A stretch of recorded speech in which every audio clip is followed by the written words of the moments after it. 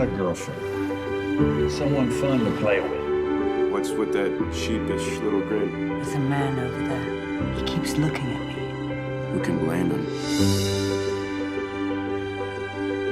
I just don't want to ever have a schedule again. I want a girlfriend who wants to do my stuff. And what if your girlfriend wants to do her stuff? Hi, everyone. How are you doing? Morning. Good, thank you. Good morning. How are you?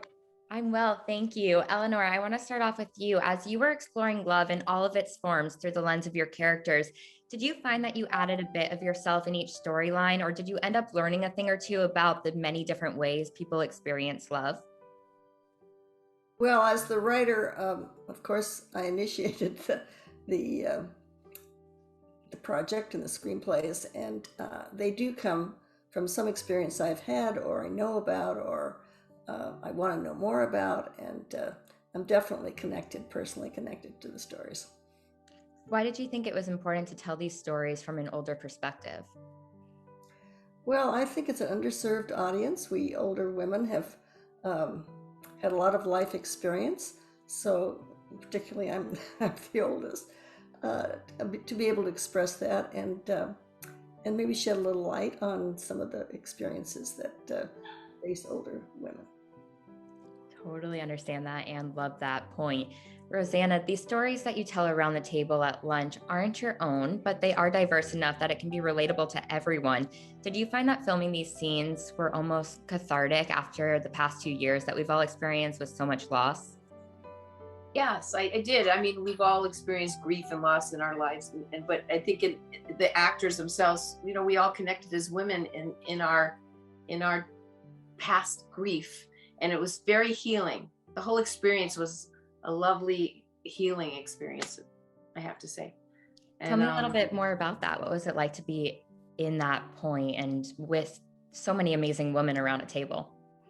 Well, you know, it comes to Eleanor putting us all together and meticulously choosing this combination of women to connect. And it was, at first, everybody's just like, who, how are you? But it was immediate because she brings, as Rita was talking about before, she brings just this connectivity of love, energy.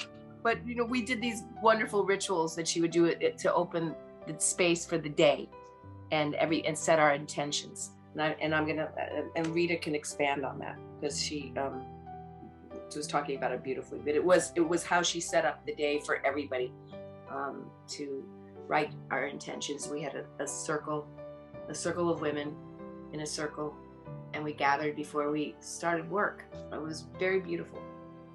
That is beautiful. Rita, go ahead, take it from there.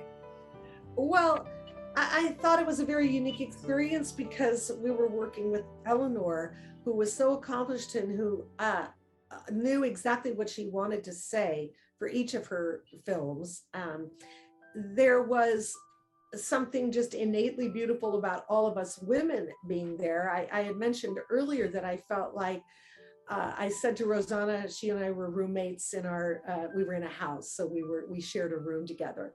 And I said to her, oh my gosh, I think this is like what it's like for men when they come to work every single day, because there was just an ease in the way in which we all worked together, the way we were communicating amongst ourselves. And with Eleanor, there were just a huge amount of females on the crew as well.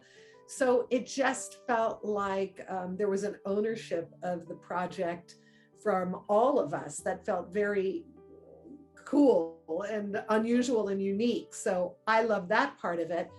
And look, I was thrilled when Eleanor asked me and invited me to do this because it became a different, it had an additional experience to it for me, which was being able to co-write this song that I get to sing in the movie with our composer, Laura Cartman. And then Eleanor made that the end credit song as well. So I just felt very blessed. It was like there was an openness to being creative and to sharing ideas that felt boundless. And I loved that. I love that part too. I was also struck by one of the conversations in the sailing date. So I'm curious, Rita, about your thoughts. Do you think it's true that you can only find your soulmate online nowadays? Or do you think it's still possible to fall in love the old-fashioned way?